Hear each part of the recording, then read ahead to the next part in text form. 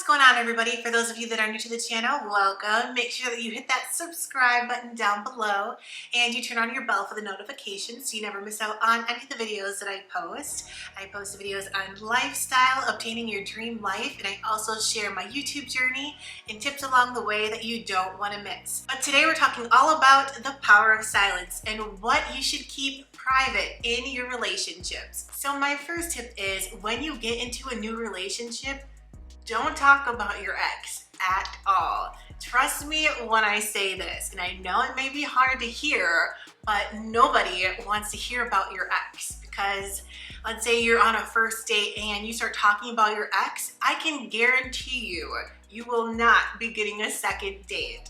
So please do not ruin the vibe with talking about your ex. Now, on the other hand, you may be dating someone that's a little nosy and they're fishing for information. All you would need to tell them is that it didn't work out, or there was a momentary lapse in misjudgment. Or you could use my favorite line of all, I don't want to talk about my ex, that just bores me. But there is one exception to the rule.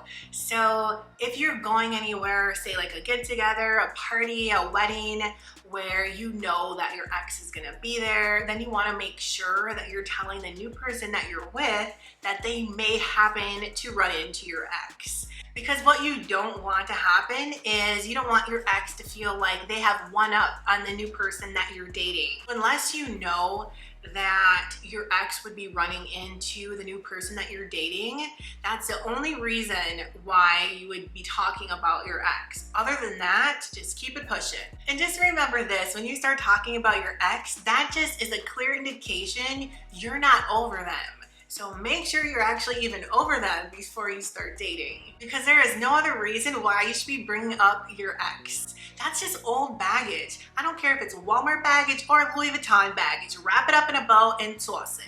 So my next tip is when you're in that new relationship, make sure that you keep that private until it's actually official. You don't want to be running through the streets, screaming from the rooftops and telling everybody who you're with when you don't even know if they're even claiming you. So make sure that you even have that conversation to establish that you're official before you even tell anyone. So just keep that private until you know what's what. Because the last thing that you need is to claim someone that's not claiming you. You could be thinking you're in this full-blown relationship and they're like, oh no, we just kicking it, we just talking, we just friends. So make sure you keep that relationship private until you know it's official. Now, as far as keeping your relationship private after you're official, that's on a whole nother level. I once heard this interview that was with Steve Harvey and Taraji P. Henson, and she said that she doesn't claim anybody unless there's a ring on her finger. Now, all I gotta say to that is, I hear you, girl. Now, I don't know if I would take it that far because it makes me think of those guys you see on Instagram where you know that they're in a full-blown relationship, but she's nowhere on their page, and it makes it look like he's single if you didn't know him already. So I don't think you need to take it that far. All I'm saying is make sure you're official before you're blasting your relationship to the world. So my next tip is to make sure you keep your family drama private, whether you're talking to friends or your significant other, because there's no reason that they need to know any of your family business. It's just like that old Kanye West song from the College Dropout album talking about his family business. Exactly. You don't need to be going gossiping around telling your friends or your significant other about your family drama. You don't need to tell them your second cousin twice removed did this or that. It's none of their business. So my next tip is to make sure that you keep your finances private, whether you're talking to your friends or a significant other. Now, of course, there's an exception to the rule. If you're really close with a friend and you know you can trust them and you know that they do not have a jealous spirit, then go ahead and share your finances if you feel like you need to. But I'm just saying that sometimes it's very unfortunate, but people are funny about money. And you would think that, you know, if you're doing great and you share that with someone, you'd think they'd be super excited for you, right? But oftentimes that's not the case. So just be cautious of that. You know if someone really has that jealous spirit about them. So if so, then don't even mention it at all. I don't think finances need to be mentioned, period, but just know who you're talking to and then decide from there.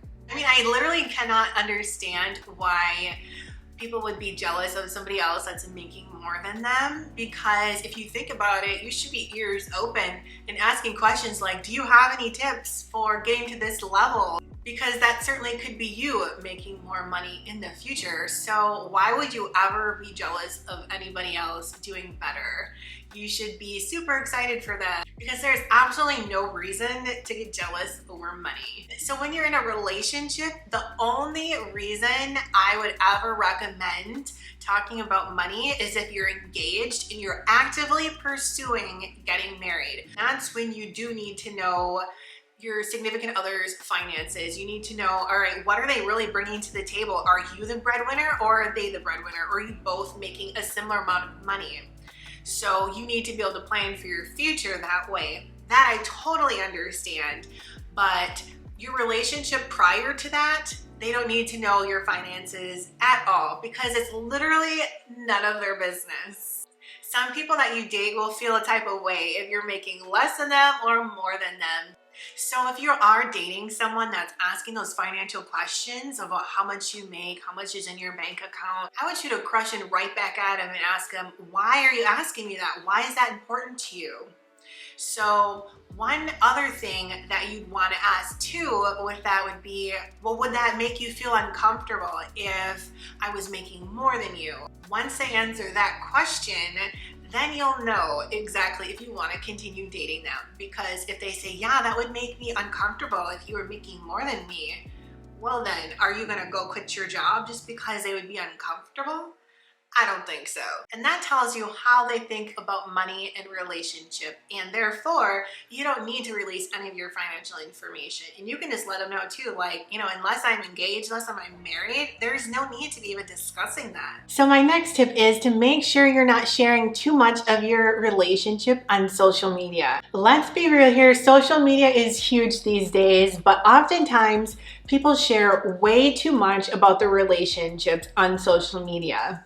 The last thing that you want to do is share something private about your relationship. Say if something isn't going well and you start complaining on social media, because that opens up the doors for everyone else's opinions on your relationship. And that's something that nobody needs. Just remember this, that once you share something on social media, it's there to stay. So you never want to post something that you would later on regret. When I think about privacy in friendships or relationships, I think of this example. So on one hand, you have the Kardashians, who have had a TV show for years, and they share everything about their lives, their friendships, their relationships, so the world knows who they're dating and what happens in those relationships. So when you share that much private information on social media, that gives everyone else the opportunity to weigh in and have an opinion on who you're dating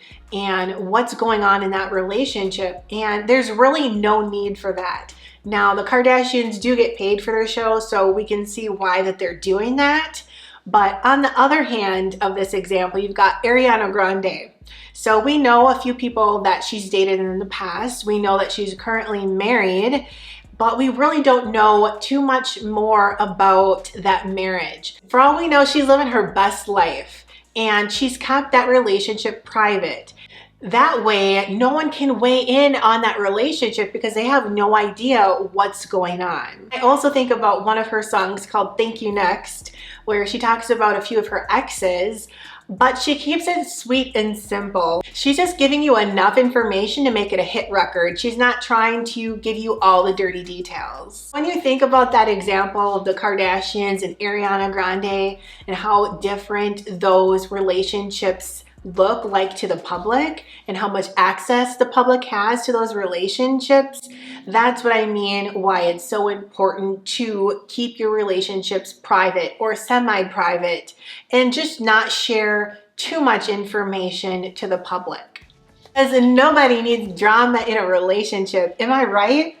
So I hope you enjoyed those tips on what to keep private in your relationships. If you enjoyed this video, I would love it if you gave the video a thumbs up. It helps my channel. So until next time, I'll see you later.